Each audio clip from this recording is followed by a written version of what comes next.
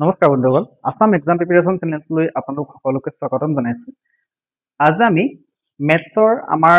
এই 6টা ট্ৰিক্স আমি শিকিম আৰু এই 6টা ট্ৰিক্স আমি কেনেদৰে কম সময়ৰ ভিতৰতে অৰ্থাৎ আমাৰ ট্ৰিক্স লগাই কেনেদৰে ছেকেণ্ডতে উলিয়াব পাৰিম তাৰ বিষয়ে শিকিম আৰু এনেকুৱা ধৰণৰ নিয়মৰ এই 6টা নিয়মৰ ভিতৰত এটা কুৱেশ্যন আপোনালোকৰ কমন পৰিবই। বহুতেই ইম্পৰ্টেণ্ট হয় আমাৰ যিকোনো এক্সামত আপোনালোকে যদি চেন্ট্ৰেলৰ এক্সাম দিয়ে SSC হওক বা বেংকিঙৰ হওক বা আপোনালোকে যদি আসাম গভৰ্ণমেণ্টৰ আমাৰ আসাম পুলিচ হওক ADRE হওক যিকোনো এক্সামত এনেকুৱা ধৰণৰ এই 6টা নিয়মৰ ভিতৰত যিকোনো এটা নিয়ম আপোনালোকৰ কমন পৰিবই। গতিকে বহুতেই ইম্পৰ্টেণ্ট হয় আপোনালোকে লাষ্টলৈকে ভিডিঅ'খিনি চাব আৰু আগৰ ভিডিঅ'খিনি যদি চোৱা নাই সেইখিনি চাব কাৰণ সেইখিনি যদি পাৰে তেতিয়াহে আমাৰ এইখিনি অলপ বুজিবলৈ সহজ হ'ব। আপোনালোকে বিশেষকৈ মেথছৰ ভিডিঅ'খিনি নাচায় কিন্তু মেথছৰ ভিডিঅ'খিনি চাব লাগে কাৰণ আমাৰ জিকে আপোনালোকে যিমানেই নপঢ়ক কিয় 70 to 80% সকলোৱে লৈ আহে অৰ্থাৎ 70-80% 100ত 70 to 80% মই কথা কৈছোঁ যে 180 বা 100 আহিব সেইটো কথা কোৱা নাই। মানে ধৰক 50 আহিলে যেনিবা ধৰক আপোনালোকে 40 পালে বা 35 পালে সিমান মানেই পাব। কিন্তু মেথছত যদি আপোনালোকে 2-3 মাৰ্ক বা 3 মাৰ্ক পায় তেতিয়াহ'লে নহ'ব। গতিকে মেথছটো ভালদৰে প্ৰেক্টিচ কৰক অৰ্থাৎ প্ৰথম পাবলৈ মেথছটো একেবাৰে প্ৰেক্টিচ কৰক তেতিয়াহে আপোনালোকৰ সেই পৰীক্ষাৰ ওচৰত কাম দিব। গতিকে আমি এনেকুৱা ধৰণৰ আজি 6টা ট্ৰিক্স লংকে কেনেকৈ কৰে বা শ্বৰ্টকে কেনেকৈ কৰে দুইটা আমি নিয়ম শিকিম কাৰণ লংটো আমি জানিব লাগিব শ্বৰ্টটো জানিব লাগিব। আমাৰ এক্সামতো আমি শ্বৰ্ট ট্ৰিক্সটোৱে প্ৰয়োগ কৰিম কিন্তু শ্বৰ্ট ট্ৰিক্সটো জনাৰ আগত আমাৰ মেইন বস্তুটো আমি জানিব লাগিব। ঠিক আছে, এতিয়া চাব আমাৰ আজিৰ কুৱেশ্যন নম্বৰ 31 অৰ্থাৎ আমি আগৰ কেইটামান ভিডিঅ'ত আমি আজি আমাৰ ক্লাছ নম্বৰ 7 হয় মেথছৰ আৰু আগৰ আমাৰ 30টা কুৱেশ্যন আমি ডিছকাছ কৰিলোঁ। গতিকে সেইখিনিও চাব। এতিয়া এনেকুৱা ধৰণৰ কুৱেশ্যন আহিলে আপোনালোকে কি কৰিব, এতিয়া প্ৰথমতে মই বেছিকটো অৰ্থাৎ লংটো কৈ দিছোঁ যে আমাৰ 3 মিনিট 4 মিনিট লাগিব। যেতিয়া আমি লংটো কৰিম তেতিয়া বুজিম যে শ্বৰ্ট ট্ৰিক্সটো আমি কেনেদৰে খটুৱাব লাগিব। অ'কে, এতিয়া আমাৰ √27 আকৌ হৰণ দিছে, এইটো হৰণ চিন দিছে তাৰ ভিতৰত আকৌ √27 আকৌ হৰণ আৰু তাৰ ভিতৰত আকৌ √27 আকৌ হৰণ ইনফিনিটি অৰ্থাৎ ইনফিনিটি এই চিনটোৱে কি বুজায়, এই চিনটোৱে বুজাব অহৰহ গৈয়ে আছে ক'তো শেষ নহয় অৰ্থাৎ এনেদৰে গৈয়ে থাকিব √27 ডিভাইডেড বাই √27 ডিভাইডেড বাই √27 তেনেদৰে গৈ থাকিব। তেনে ক্ষেত্ৰত আমি কি কৰিম, আমি ধৰি ললোঁ যে এই ইয়াৰ গোটেই মানটো হৈছে x অৰ্থাৎ √27 হৰণ √27 হৰণ √27 হৰণ একদম ইনফিনিটিটোলৈকে আমাৰ আমি x বুলি ধৰি ললোঁ। এতিয়া আমি কি কৰিম, আমি জানো যে ৰুট যদি থাকে কোনো সংখ্যাৰ ওপৰত আৰু তেতিয়া যদি আমি স্কোৱাৰ কৰি দিওঁ তেতিয়াহ'লে ৰুটটো আৰু স্কোৱাৰটো কাটি যায় কি হয় আমাৰ ভিতৰৰ এই ভেলুটো xটো গুচি আহে অৰ্থাৎ এই সংখ্যাটো গুচি আহে। তেনে ক্ষেত্ৰত আমি এই ৰুটটো আঁতৰাবলৈ কি কৰিম, দুইফালে আমি কি কৰিম স্কোৱাৰ কৰি দিম আৰু এইফালে স্কোৱাৰ কৰা মানে আমি এইফালে স্কোৱাৰ কৰিম। অ'কে, তেনে ক্ষেত্ৰত আমাৰ কি হ'ল ইয়াত x স্কোৱাৰ থাকিলে এই তেতিয়াহ'লে কি হ'ব, এই স্কোৱাৰটো উঠি গ'লে এই ৰুটটো উঠি যাব √27 অৰ্থাৎ ইয়াৰ পৰা 27 পৰা ৰুটটো উঠি গ'ল হৰণ কিন্তু এই ওপৰ ৰুটটোহে উঠিব, এইকেইটাটো নুঠে কাৰণ আমাৰ এটা স্কোৱাৰহে কাটিছোঁ। গতিকে কি হ'ব আমি বাকীকেইটা বঢ়াই দিছোঁ।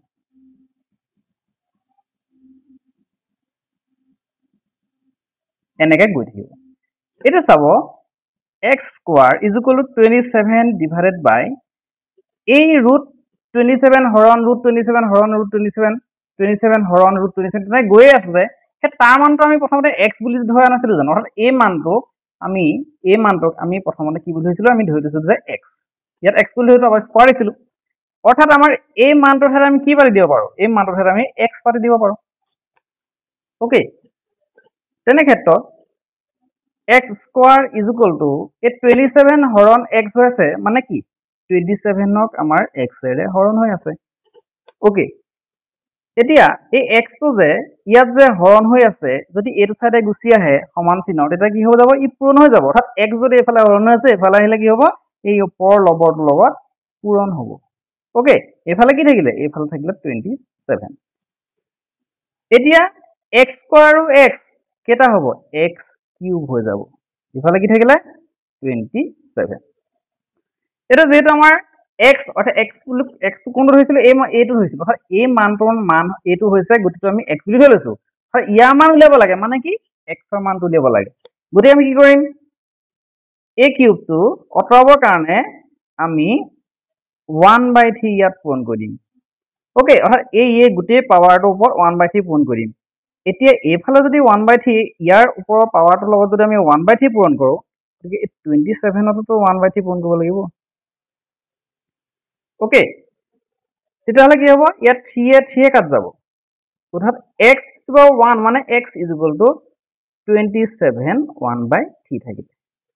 আকৌ চাব এইটো 27 মানে কি 27 মানে হৈছে 3 কিউব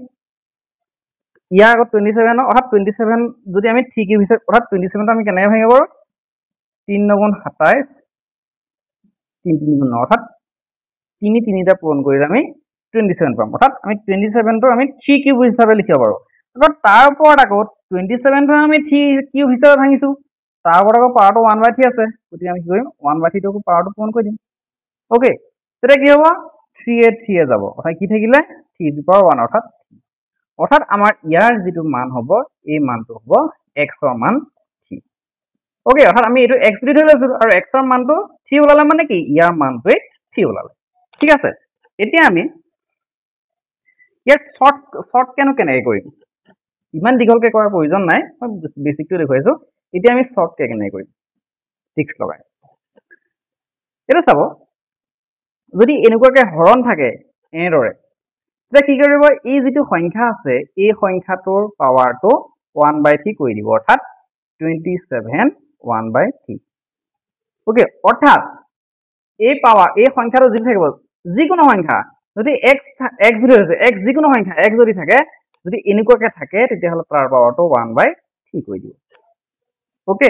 অৰ্থাৎ যদি ইয়াৰ ভিতৰত যদি 8 থাকিলহেঁতেন আমি 8 দি পেলাই 1/3 কৰিলোহেঁতেন মানে কিমান 8 মানে 2 কিউব আকৌ 1/3 টো আছে নহয় 1/3 3 গ'ল থাকিলে 2 ওকে মই এজ ইট ইজ আৰু এটা দেখুৱাই দিছো বাৰু গতিকে আমাৰ ইয়াৰ অপচনটো বি হয় 3 মই এটা ইয়াতে দেখুৱাই দিছো 64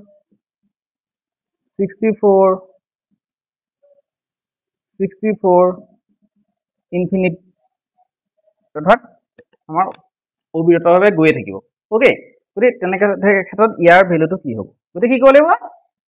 অৰ্থাৎ হৰণ থাকিলে দেই হৰণ যোগ বিয়োগ পূৰণ চব থাকিব গতিকে হৰণ থাকিলেতো মই কৈ আছো প্ৰথমতে এতিয়া 64 টোক আমি কি কৰিব লাগিব 64 লিখি পেলাই তাৰ পাৱাৰটো 1/3 কৰি দিব লাগিব মানে এই সংখ্যাটোৰ ঘনমূলটো উলিয়াব লাগিব ওকে মানে ঘনমূলটো উলিয়ালে হৈ গ'ল অৰ্থাৎ এইটো ওকে আৰু মই কৈছিলো যে ঘনমূল অৰ্থাৎ এই চিনটো মানে কি এই চিনটো মানে হৈছে এই ইয়াৰ পাৱাৰ 1/3 অৰ্থাৎ এইটোৱে হৈছে এইটো হ'ল এটা আমি 64 ক যদি আমি লেখো এই 64 ক যদি লেখো কিমান হ'ব 4 ক যদি আমি কিউব কৰি দিওঁ তাহলে 64 পাম আকৌ তাৰ ওপৰত আকৌ 1/3 আছে যে গতিকে ইয়াতো আকৌ 1/3 কৰি দিলো ওকে এটা 3 গ'ল থাকিলে কি অনলি 4 ওকে অৰ্থাৎ আমাৰ এই হৰণ থাকিলে হৰণ আৰু এই ৰুটৰ ভিতৰত যদি এনেকুৱাকৈ ইনফিনিটি টাইমছ অৰ্থাৎ অবিৰতভাৱে যদি গৈ থাকে তেনে ক্ষেত্ৰত এই সংখ্যাটোক আমি কি কৰি দিব ঘনমূল উলিয়াই দিলে হৈ গ'ল এই সংখ্যাটোৰ ঘনমূল উলিয়াই দিলে হৈ গ'ল অৰ্থাৎ ইয়াৰ পাৱাৰটো 1/3 কৰিব পাৰে বা এনেদৰেও লিখিব পাৰে ওকে এটা চাব আমি আন এটা সেম কোৱেশ্চন লৈ আহিছো আমাৰ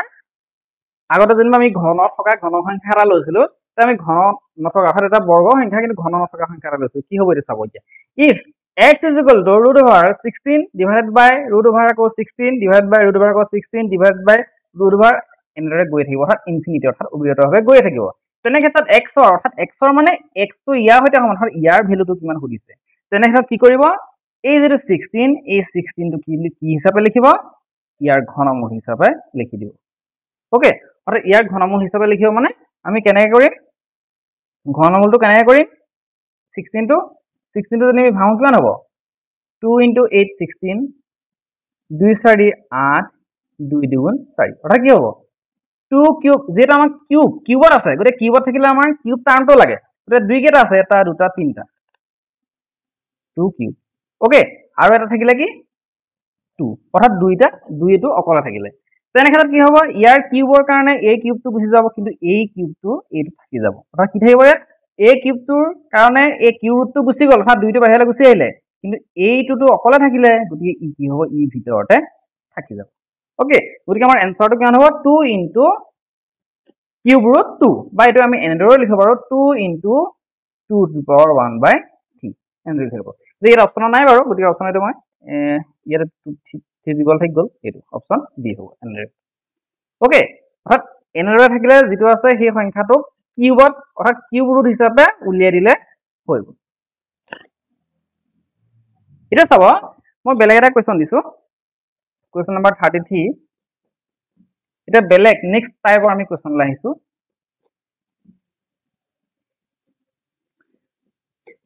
আৰু আপোনালোকে ভাবিছে চাগে এনেকুৱা ধৰণৰ কুৱেশ্যন নাহিব, কিন্তু এইবাৰ এনেকুৱা ধৰণৰ কিছু কুৱেশ্যন আহিব, অলপ হাই লেভেলৰ কুৱেশ্যন দিব পাৰে এইবাৰ। 33 এতিয়া চাব ৰুট এক্স, তাৰ ওপৰত আকৌ পাৱাৰটো ৰুট এক্স, তাৰ ওপৰত পাৱাৰটো ৰুট এক্স, তাৰ ওপৰত পাৱাৰটো ৰুট এক্স, অৰ্থাৎ তেনেদৰে কি হয় পাৱাৰটো বাঢ়ি বাঢ়ি গৈ আছে। আৰু ইয়াৰ যিটো মান হ'ব এইটো হৈছে 2। তেন্তে এই এক্সৰ ভেলুটো কিমান হ'ব? ওকে, অৰ্থাৎ ৰুট অভাৰ এক্স, তাৰ ওপৰত আকৌ পাৱাৰটো ৰুট অভাৰ এক্স, তাৰ ওপৰত আকৌ পাৱাৰটো ৰুট অভাৰ এক্স, তেনেদৰে গৈয়ে আছে ইনফিনিটি। ওকে, আৰু ইয়াৰ যিটো ভেলু 1/2 বুলি কৈছে, অৰ্থাৎ ইয়াৰ যিটো গোটেইটোৰ ভেলু 1/2, তেনে ক্ষেত্ৰত আমাৰ এই এক্সৰ মানটো কিমান হ'ব? চাব মই কৈছিলো যে কোনো সংখ্যাৰ ওপৰত যদি পাৱাৰ 2, 3, 5 তেনে যদি থাকে, তেনেহ'লে কি হয় এই গোটেই পাৱাৰ বিলাক কি হয় পূৰণ হৈ গৈ থাকে। ওকে, পূৰণ হৈ গৈ থাকে, অৰ্থাৎ 2 3 গুণ 6 5 গুণ 3, অৰ্থাৎ x টু দি পাৱাৰ কিমান হ'ব 30 হ'ব। এতিয়া চাব মই এই প্ৰথম এই টাৰ্মটো লিখিলো ৰুট অভাৰ এক্স, তাৰ ওপৰত আকৌ ৰুট অভাৰ এক্স, তাৰ ওপৰত আকৌ পাৱাৰ ৰুট অভাৰ এক্স, তাৰ ওপৰত আকৌ পাৱাৰ ৰুট অভাৰ এক্স, তেনেদৰে গৈ আছে। অৰ্থাৎ আমি এই যিকণ ভেলু, এই ভেলুকণ আমি হাফ বুলি লিখি দিব পাৰোঁ। কি কাৰণে? কাৰণ ৰুট অভাৰ এক্স, তাৰ ওপৰত আকৌ ৰুট অভাৰ এক্স, তাৰ ওপৰত ৰুট অভাৰ এক্স, গোটেই ভেলুটো আমাৰ হাফ বুলি দিয়া আছে। গতিকে আমি এইটো অকলে ৰখাই পেলাই আমি গোটেইটো যিটো ইনফিনিটি টাইমছ, গোটেই আমি গম নাপাওঁ কিমান টাৰ্মছ আছে, গতিকে আমি এই গোটেই টাৰ্মটোৰ ঠাইত আমি কি লিখিব পাৰোঁ? এই হাফটো লিখি দিব পাৰোঁ। ওকে, আৰু ইজুকল কিমান? ইজুকল ইফালে হাফ আছে। ওকে, এতিয়া চাব মই প্ৰথমতে কৈছিলো যে ৰুট অভাৰ এক্স আছে, তেনেক্ষেত্ৰত এই চিনটোৱে কি বুজাইছে? এই ভিতৰৰ যিটো সংখ্যা, এই সংখ্যাটোৰ ওপৰৰ পাৱাৰটো হাফ বুজাইছে। ওকে, গতিকে আমাৰ এই এক্সৰ এই হাফটোতো আছেই, গতিকে এইটোৱে কি বুজাব? এইটোৱে বুজাব ইয়াৰ ওপৰত আৰু পাৱাৰ এটা হাফ আছে। Okay, is equal to half. X to the power 1/, কিমান হ'ব? 1/2 গুণ 4 হ'ব,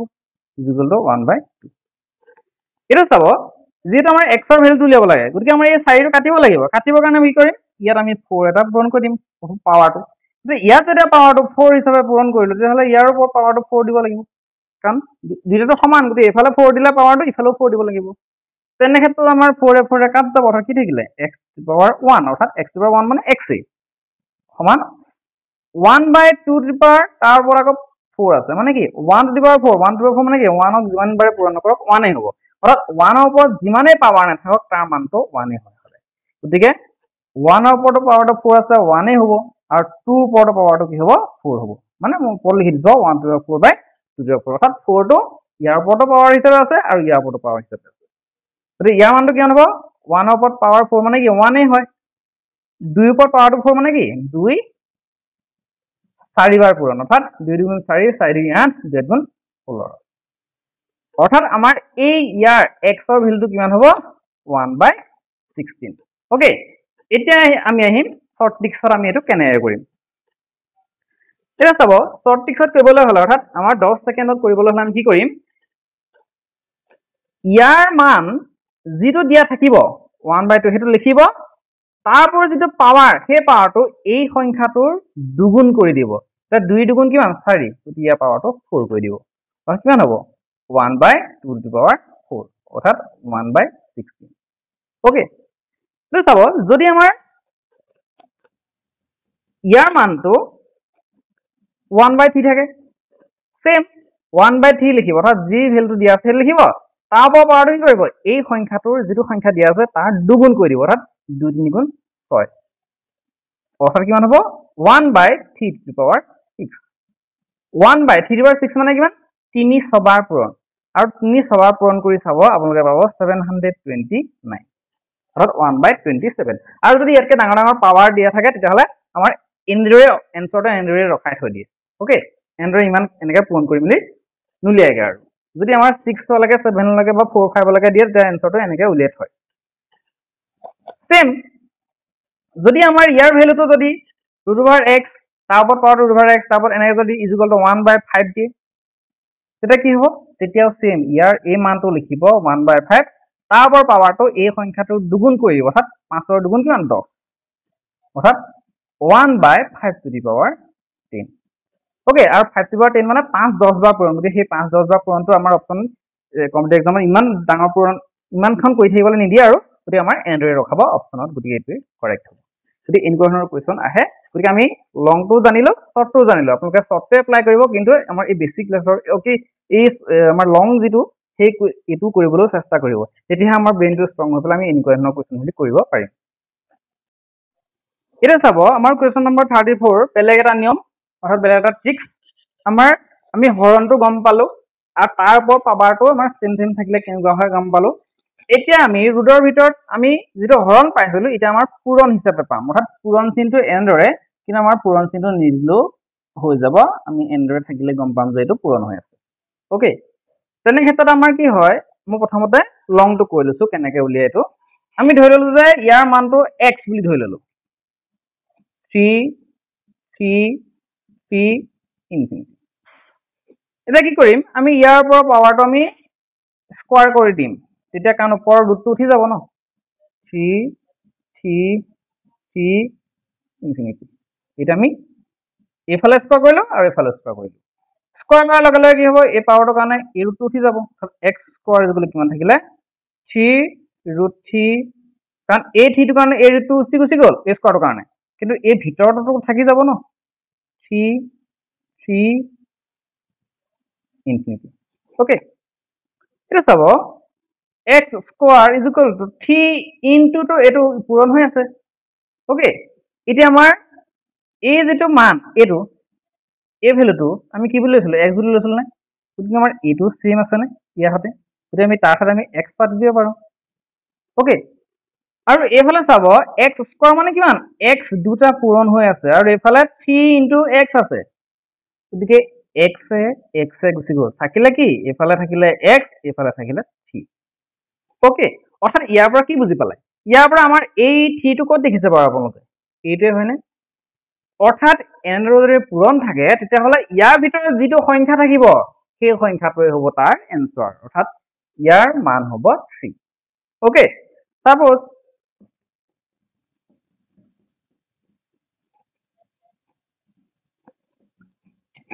√7 ইনটু √7 ইনটু √7 ইনটু √7 এনেদৰে ইনফিনিটি, অৰ্থাৎ অবিৰতভাৱে গৈ আছে। তেনেহ'লে ইয়াৰ এনচাৰটো কি হ'ব, ইয়াৰ এনচাৰটো হ'ব 7। ওকে, বহুতেই ইজি হয় এইবিলাক, কিন্তু আমাৰ এইটো আৰু কেনেকুৱা ধৰণৰ কুৱেশ্যন আহিলে বহুত টান তেনেকুৱা লাগি থাকে, কিন্তু আমাৰ এইখিনি যদি আপোনালোকে যদি এবাৰ হ'লেও চাই দিয়ে, এবাৰ হ'লেও বহি যদি কৰে তোকে, তেতিয়াহ'লে মনত ৰৈ যাব, আৰু এই ট্ৰিক্স কেইটা এই 6টা নিয়মৰ ভিতৰত কিন্তু এটা কমন পৰিব। ওকে, কুৱেশ্যন নম্বৰ 35 আৰু 36, এই কুৱেশ্যন দুটা চেম টাইপেই, এটা প্লাছৰ এটা মাইনাছৰ। কেনেকৈ, মই এইটো বেছি লংটো নিদিওঁ, কাৰণ লংটো অলপ ক্ৰিটিকেল পাব আপোনালোকে, ডাইৰেক্ট মই শ্বৰ্ট ট্ৰিক্সটো লিখিম, কাৰণ আমাৰ শ্বৰ্ট ট্ৰিক্সটোৱে মেইন লাগে এই ক্ষেত্ৰত। এইটো চাব, ৰুট অভাৰ আমি হৰণৰ পালো, পূৰণৰ পালো, আৰু এইবাৰ প্লাছৰ পাম আৰু মাইনাছৰ পাম। ৰুটৰ ভিতৰত যদি এনেদৰে থাকে আৰু ইনফিনিটি, অৰ্থাৎ অবিৰতভাৱে গৈয়ে আছে ইয়াৰ যোগটো, ৰুটৰ ভিতৰত এনেদৰে গৈ আছে যোগটো, তেনে ক্ষেত্ৰত আমাৰ ইয়াৰ ভেলুটো কিমান হ'ব? ওকে, ইয়াৰ ভেলুটো কিমান হ'ব? এটা চাব, তেনে ক্ষেত্ৰত আমাৰ এই 12 সংখ্যাটো যে আছে, যিটো সংখ্যা দিব, সেই সংখ্যাটো আমি চাব লাগিব কি কি সংখ্যাৰে পূৰণ কৰিলে আমি 12 পাম। 1 ইনটু 12 ইজ ইকুৱেল টু আমি 12 পাম, 3 ইনটু 4 ইজ ইকুৱেল টু 12 পাম, আৰু 2 ইনটু 6 ইজ ইকুৱেল টু 12 পাম। কিন্তু আমি এইকেইটা আমি কেনচেল কৰিম, এইকেইটা নলওঁ। ওকে, এই 3 আৰু 4 ল'ম, কি কাৰণে, এই 3 আৰু 4ৰ মাজৰ যিটো গেপ সেইটো হৈছে 1, অৰ্থাৎ এনেকুৱা দুটা সংখ্যা বাচিব লাগিব যাতে এই দুটাৰ পূৰণফলটো 12 হয়, এনেকুৱা দুটা সংখ্যা বাচিব লাগিব যাতে সিহঁতৰ মাজৰ গেপটো কেৱল 1 হয়, অৰ্থাৎ 3ৰ পৰা 4লৈ কি হয় 1 পাছ কৰিবলৈ হ'ব 1 গেপ, অৰ্থাৎ 3 ইনটু 4। একেদৰে ইয়াতো মই একেলগে সেইটো কাৰণে দেখুৱাইছো 3 ইনটু 4। এটা কথা হ'ল আমাৰ 3 আৰু 4ৰ ভিতৰতে এনচাৰটো আছে, কিন্তু আমি কোনটো গম পাম? চাব, যদিহে আমাৰ প্লাছ থাকে প্লাস থাকে তেতিয়া কি হ'ব ইয়াৰ ডাঙৰ এনসাৰটো হ'ব অৰ্থাৎ ডাঙৰ যেটো উত্তৰক আছে 4 সেইটো হ'ব প্লাসৰ ক্ষেত্ৰত থিটো নহয় আৰু এই ক্ষেত্ৰত আমাৰ মাইনাস যদি থাকে তেতিয়া হলে ইয়াৰ যেটো ভ্যালু হ'ব সৰুটো হ'ব ওকে 4টো নহয় ওকে গতিকে আমি কি পালো মই আৰু এটা দিছো যেনিবা 20 plus root over 20 plus root over 20 plus dot infinity okay এই ক্ষেত্ৰত কি কৰিম আমি কোন দুটা সংখ্যা পূৰণ কৰিলে আমি 20 পাম যাতে সিহঁতৰ মাজৰ গ্যাপ 1 হয় 4 পূৰণ 5 ওকে এটা চাম আমাৰ প্লাস আছে গতিকে ইয়াৰ যেটো ভ্যালু হ'ব ইয়াৰ যেটো এনসাৰ হ'ব কিমান হ'ব 5 হ'ব অৰ্থাৎ ডাঙৰটো হ'ব আৰু যদি আমাৰ মাইনাস থাকিলে হেতেন 20 minus 20 minus dot infinity তেতিয়া হলে ইয়াৰ ভ্যালুটো কিমান হ'লতেন 4 5 20 4 হ'লতেন কাৰণ মাইনাস আছে অৰ্থাৎ মাইনাস থাকিলে আমাৰ সৰুটো ল'ব লাগিব আৰু প্লাস থাকিলে আমি ডাঙৰটো ল'ব লাগিব আৰু কি কৰিব লাগিব এই সংখ্যাটা কিন্তু সিহঁতৰ মাজৰ যেটো গ্যাপ সেই পূৰণ কৰিলে যেটো সংখ্যা পাম সেই সংখ্যাটাৰ যেটো গ্যাপ সেই গ্যাপটো সদায় 1 হ'ব লাগিব ঠিক আছে এতিয়া আমাৰ গ্যাপটো যদি 1 নহয় কি হ'ব আমি সেইবিলাক চাম এতিয়া চাব এতিয়া আছে কোৱেশ্চন নম্বৰ 37 আৰু এটো আমি কোৱেশ্চন নম্বৰ 38 হিচাপে দি দিছো ওকে সেম সৰি এটো মাইনাসৰ হ'ব লাগিছিল মাইনাস মই দুটা টাইপ দেখাইছো মাইনাস যদি আমাৰ এনেদৰে থাকে যে আমি পাইছো যে 5 অৰ্থাৎ এই সংখ্যাটোৰ অৰ্থাৎ দুটা সংখ্যা ল'ব লাগিব সিহঁতৰ মাজৰ গ্যাপটো 1 হ'ব লাগিব তেনে ক্ষেত্ৰত প্লাস থাকিলে ডাঙৰটো হয় আৰু মাইনাস থাকিলে সৰুটো হয় যদি আমাৰ ইহঁতৰ মাজৰ গ্যাপটো 1 নাথাকে অৰ্থাৎ আমি 5টো আমি 1 into 5 কৰিব পাৰিম আৰু কিবা সংখ্যা পাৰিম জানো নোৱাৰো বা আমি 8টো আমি 2 into 4 কৰিব পাৰিম আৰু বেলেগ সিহঁতৰ মাজৰ কেৱল 1 গ্যাপ থকা পাৰিম জানো নোৱাৰো গতিকে তেনেকুৱা বিলাক সংখ্যা কেনেকৈ কৰিম যদি তেনেকুৱা বিলাক সংখ্যা কৰিবৰ কাৰণে এটা ফৰ্মুলা আছে মনত ৰখাব লাগিব বেছি টাইম নালাগে যদি আপোনালোকে দুবাৰ তিনিবাৰ ৰিপিট কৰে তেতিয়া লিখি থাকে তেতিয়া মনত ৰৈ যাব 1 plus 4a plus 1 divided by 2 okay 1 plus 4a plus 1 এটো ৰুটৰ ভিতৰত আছে এটো এই কোন লাগে এটো নহয় কিন্তু আৰু মাইনাসৰ ক্ষেত্ৰত একেই 1 plus 4a ইয়া যেনিবা প্লাসৰ কাৰণে আৰু ইয়াত থাকিব minus 1 divided by 2 same plus থাকিলে ইয়াত +1 মাইনাস থাকিলে ইয়াত -1 ওকে এটা যদি আমি এটো কৰো root over 1 plus 4 এটোই বুজাব ইয়াত থকা যেটো সংখ্যা সেই সংখ্যা অৰ্থাৎ আমাৰ এই ঠাইত কি হ'ব into 5 কাৰণ 4 মানে 4 লগত এটো কোন হৈ আছে 4 into 5 -1 divided by sorry +1 ইয়াত প্লাস আছে divided by 2 কিমান হ'ব root over 4 5 গুণ 20 20 লগত আকৌ একটো যোগ হৈ আছে 21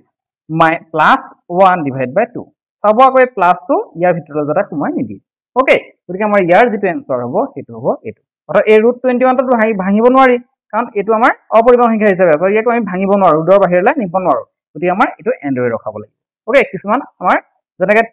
25 থাকি গ'ল যেনিবা 25 +1 divided by 2 তেনেকৈ আহিলে ভাঙিব পাৰিম 25 মানে 5 +1 divided by 2 সমান 6/2 সমান কি হ'ব এনসাৰ ওকে যিবিলাক আমাৰ ভাঙিব নোৱাৰে তেতিয়া সেইবিলাক তেনেকৈ ৰখালেই হ'ল আমাৰ অপচনো তেনেকৈই দিব আৰু মাইনাস যদি থাকে আমি কি কৰিম root over 1 plus 4 into a একেই আছে 5 minus 1 দিম ওকে divided by 2 কিমান হ'ব এটো root over 4 5 গুণ 20 20 একে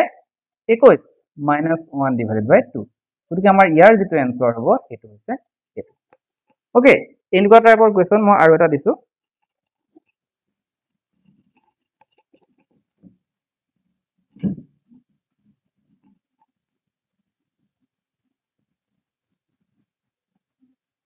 $39 হৈ যাব কোৱেশ্চন নম্বৰ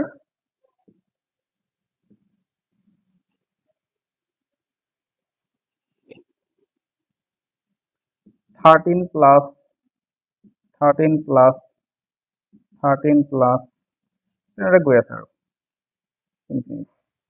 ইয়াৰ ভ্যালুটো কিমান হ'ব কি কৰিম 13 টো আমাৰ 1 into 13 বা বেলেগো হ'ব পাৰে কিন্তু ইহঁতৰ মাজৰ গ্যাপটো 1 নহয় তেনে ক্ষেত্ৰত আমি কি কৰিম এই ফৰ্মুলাটো প্ৰয়োগ কৰিম 1 plus 4a root over +1 কাৰণ প্লাস আছে কাৰণে প্লাস divided by 2 কিমান হ'ব ৰুট অভাৰ 1 প্লাছ 4 ইনটু এই ঠাইত কি আছে এই ঠাইত আছে 13 এই 13 আছে ওকে 13 আছে গতিকে আমি 13 দিম প্লাছ 1 ডিভাইড বাই 2 সমান কিমান হ'ব ৰুট অভাৰ 4 তেৰ গুণ 52 52ৰ লগত 1 যোগ কৰিলে 53 প্লাছ 1 ডিভাইড বাই 2 ইয়াৰ এনসাৰটো হ'ব এইটো ওকে গতিকে এনেকুৱা ধৰণৰ কুৱেশ্যন আহিব পাৰে আৰু যদি মাইনাছ থাকে মাইনাছ থাকিলে এই চিনটো সলনি হৈ যাব -1 হ'ব ওকে এনেকুৱা ধৰণৰ টাইপৰ কুৱেশ্যন আহে গতিকে আমাৰ এইবিলাক লং প্ৰচেছ আছে কিন্তু লং প্ৰচেছ দৰকাৰ নাই আমি শ্বৰ্ট ট্ৰিক্সত লাগে এইটো হত আমাৰ কিমান লাগিব এইটো হত আমাৰ 10 ছেকেণ্ডত ওলাই যাব ওকে কিন্তু তাকে যেনিবা 10 ছেকেণ্ড ওলাবলৈ আপোনালোকে এইখিনি প্ৰেক্টিছ কৰিব লাগিব তেতিয়াহে ওলাব এটা চাব আমাৰ কুৱেশ্যন নম্বৰ 40 মই এটা কুৱেশ্যন দিছো আমাৰ ইয়াত যিখিনি আমি ডিসকাস কৰিলো তাৰ এটা কুৱেশ্যন দিছো root over 27 or sorry 72 minus root over 72 minus root over 72 minus dot গৈ আছে divided by root over 20 minus root over 20 তেনেদৰে গৈ আছে তেনেহলে আমি কি কৰিম